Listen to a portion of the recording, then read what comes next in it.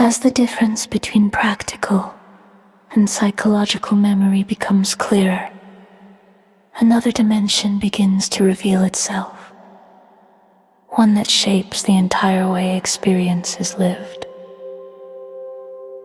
Psychological memory does not only recall the past, it projects it into time. A memory appears, and from it, the mind begins to imagine what might happen next. A past experience of pain becomes the basis for fear about the future. A past experience of pleasure becomes the basis for desire and anticipation. In this way, memory extends itself forward. It creates a sense of continuity between what has been and what might be. This continuity is what the mind experiences as time. Not chronological time, which is necessary for practical living, but psychological time, the movement of thought between past and future. Within this movement, the present moment becomes secondary. It is no longer experienced directly. It is used as a point of transition, a step between what has already happened and what is expected to happen next. This creates a constant sense of becoming. The mind is rarely at rest. It is either remembering or anticipating. Regret appears as memory revisiting the past. Anxiety appears as memory projecting into the future. Both are rooted in the same movement. Memory sustaining itself through time. What makes this movement particularly powerful is that it feels real. A past event may no longer exist, yet the emotional response to it can feel immediate and present. A future event has not yet happened, yet the fear of it can feel just as intense as if it were already occurring. The body responds, the mind reacts, and the cycle continues. In this way, psychological time becomes the environment in which much of human experience takes place. And within that environment, suffering is sustained. Not because something is continuously happening in reality, but because thought is continuously recreating and projecting what has been. The mind may try to escape this. It may attempt to resolve the past or control the future. But both of these attempts operate within the same structure. They rely on memory. They extend time. They continue the movement. When attention begins to see this clearly, a different possibility starts to emerge. What if the present is not meant to be a bridge between past and future? What if it is something complete in itself? This question is not conceptual. It points directly to experience. Right now, without referring to memory or projection, what is actually here? Sound, sensation, awareness. All of it exists without needing time to sustain it. But the moment memory enters, the simplicity is replaced by movement. Past, future, becoming. And in that movement, the mind begins to lose contact with what is actually present. Seeing this does not stop memory, but it reveals its role. And in that revelation, the grip of psychological time begins to loosen, because it is no longer invisible. It is seen as a movement, one that does not need to continue in order for life to unfold.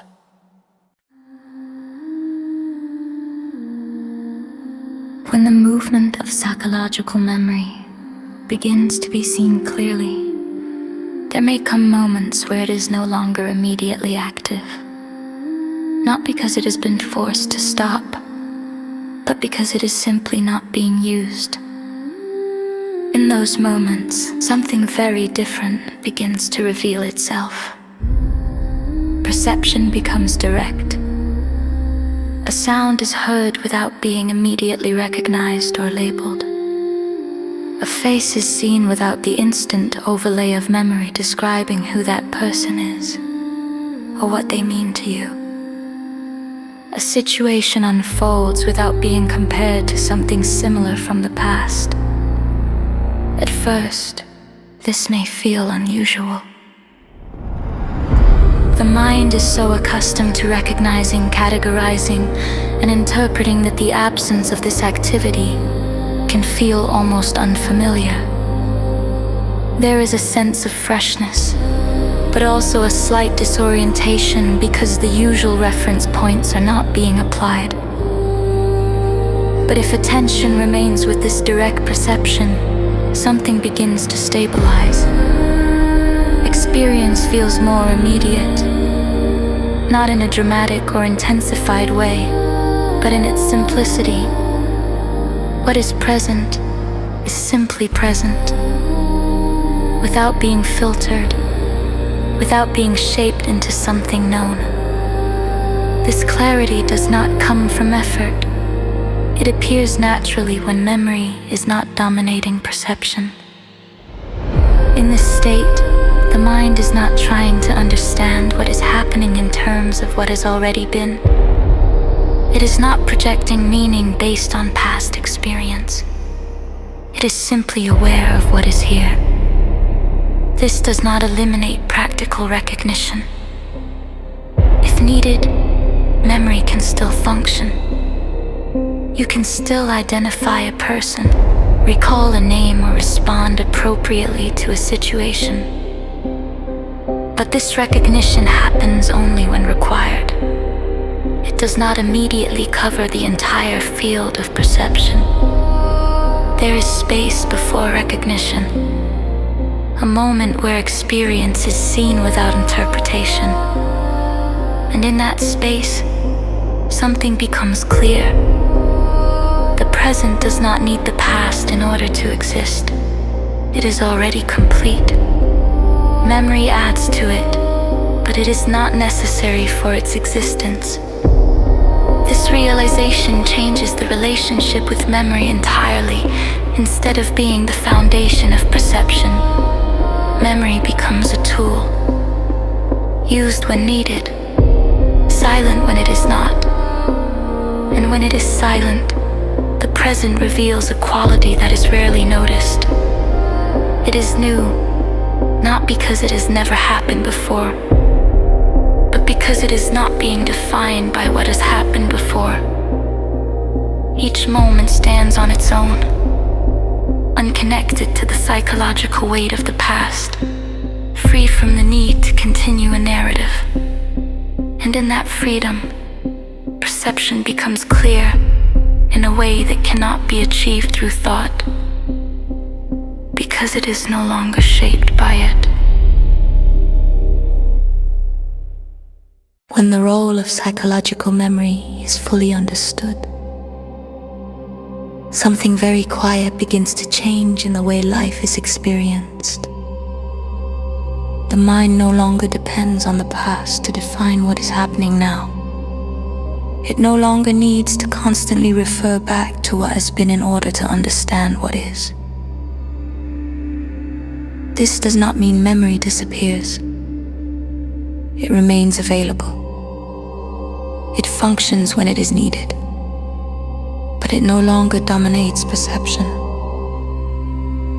The past is no longer carried into every moment, and without that constant movement, something becomes immediately clear. There is a difference between living through memory and living directly. When the mind lives through memory, each moment is shaped by what has already happened. Reactions are predictable, emotions follow familiar patterns. The same concerns repeat, the same interpretations arise. Life feels continuous, but also limited, confined within the boundaries of what is already known. But when memory is no longer leading, experience becomes open, unpredictable, alive. The mind is not responding from a fixed pattern. It is responding to what is actually present. This does not create confusion. It creates clarity. Because action is no longer based on accumulated interpretation. It arises from direct perception. A situation appears. It is seen clearly, and response happens naturally. Not from habit, not from fear rooted in the past, not from desire projected into the future, but from the intelligence of the present moment itself. This intelligence is not something that thought can produce. It is something that becomes visible when thought is not interfering, when memory is not shaping every perception, when the mind is not trapped in the movement of past and future. In this way, the trap of memory is not something that needs to be escaped through effort. It is something that dissolves when it is understood, when its role is seen clearly, when its limits are recognized, and when it is no longer given authority over what is happening now. Then something very simple remains: the present, not as an idea, not as a concept, but as the actual movement of life unfolding, unfiltered, unburdened, and free from the continuity of what has already been. And in that, there is a quiet freedom, not achieved, not created, but revealed in the absence of the past being carried forward.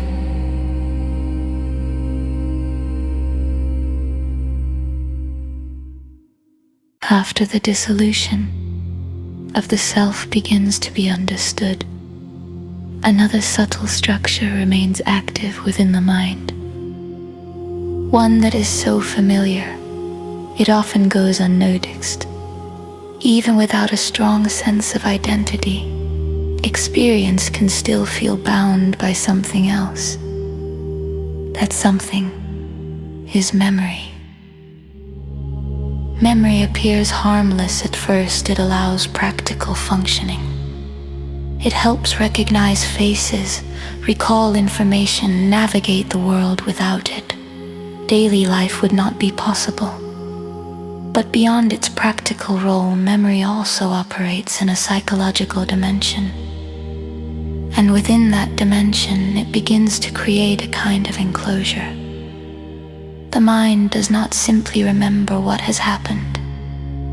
It uses memory to interpret what is happening now. Each moment is compared, measured, and understood in relation to what is already known. A situation arises, and almost instantly, it is placed into a category: familiar or unfamiliar, safe or threatening, important or irrelevant. This process happens so quickly that it feels like direct perception. But it is not. It is recognition. Recognition is based on memory, and recognition filters experience. Instead of meeting the present moment as something new, the mind approaches it through what it has already accumulated. The past becomes the reference point through which everything is seen. This creates a subtle limitation. The mind can only perceive what it already knows how to recognize. Anything that does not fit into existing patterns may be overlooked, misunderstood, or reshaped to match what is familiar. In this way, memory begins to confine perception. It creates a boundary around what can be seen. not a physical boundary, but a psychological one. The mind lives within the field of the known. Everything outside that field feels uncertain. And because uncertainty is uncomfortable, the mind tends to return to what is already familiar. This movement reinforces the structure. Memory defines the known. The known defines perception. Perception strengthens memory. And the cycle continues. Within this cycle, something important is rarely questioned. Is the present actually being seen? Or is it being interpreted through the past? This question begins to open a different way of observing, because it reveals that memory, while useful, can also become a trap, not by existing, but by dominating perception. When the past becomes the lens through which everything is seen, the present loses its freshness. It is no longer new. It is no longer open. It becomes a continuation of what has already been. And in that continuation, something essential is quietly missed. And in that continuation, something essential is quietly missed. As the influence of memory becomes more visible, it begins to reveal that not all memory functions in the same way. There is a distinction that is often overlooked, yet essential to understanding how memory can either support life or confine it. One form of memory is practical. It includes everything that allows you to function in the world: language, skills, knowledge, recognition of faces, understanding how to navigate familiar environments. These are all expressions of memory operating in a necessary and intelligent way. This kind of memory does not create conflict. It responds when needed and remains inactive when it is not. When you recall how to drive, how to speak, or how to perform a task, memory is serving a clear purpose. It is precise. It is functional. It does not interfere with the present. But alongside this, there is another form of memory: psychological memory. This type of memory is not concerned with practical functioning. It is concerned with meaning, identity, and emotional continuity. It stores impressions of how you were treated, what you experienced, what you felt, what you believe about yourself and others. It does not simply remember events. It carries interpretations. A situation is remembered not just as something that happened, but as something that meant something. A moment becomes associated with success, failure, rejection, approval, pleasure, or pain. These meanings become embedded within memory, and over time they begin to influence perception.